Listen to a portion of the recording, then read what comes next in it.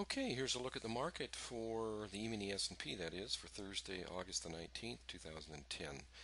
We had mentioned yesterday that the 93, it would be a good resistance area right in here, and that above that it would probably be around 97, 98, somewhere in here. These are market profiles, of course, and this is what occurred overnight.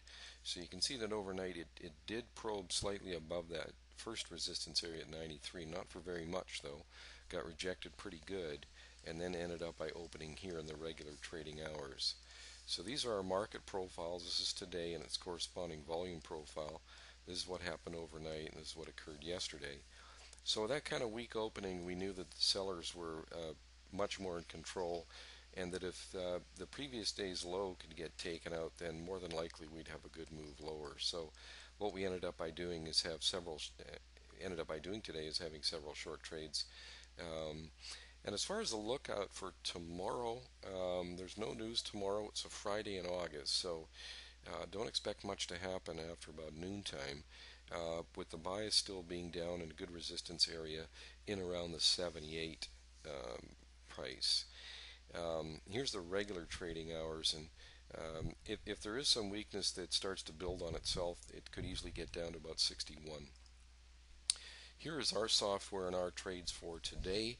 You can see we had a couple of sell signals here, another couple in here, another sell in here. Late in the day we had a couple of buys and then another sell. This pair here was rather unusual. It's the first time I've ever had that. I don't know if it's the first time actually, but very, very rare on the same bar, conflicting entries, and that of course will happen with any kind of mechanical type setups. But our first trade here was really the best trade of the day. We got short at 84.75 right in here, and it came down, sold off just shy of 10 points, ended up with 7.5 points on the final partial on that one.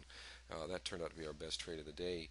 We did have our second trade was right in here. We actually had a second and a third trade in here.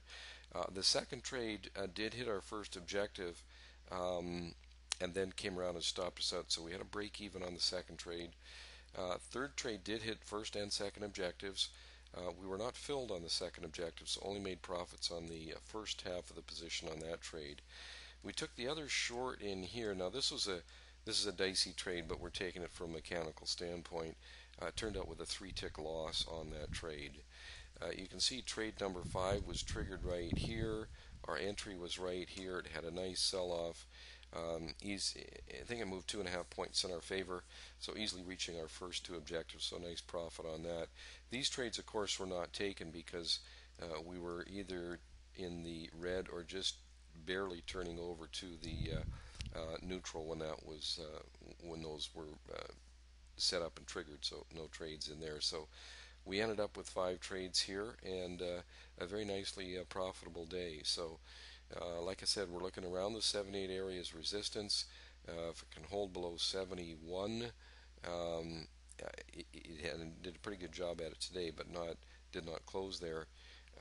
We're probably looking at another move down to around 61, although I wouldn't be surprised if tomorrow was just kind of a consolidation day after the big down move today, and mostly the reason being is that there's no news tomorrow and it's a Friday in August. So that's kind of our look at the market for right now. So thanks for taking the time to take a look, and any questions or comments, just get a hold of us at info@eminidaytrader.com. Thanks, and we'll see you again tomorrow.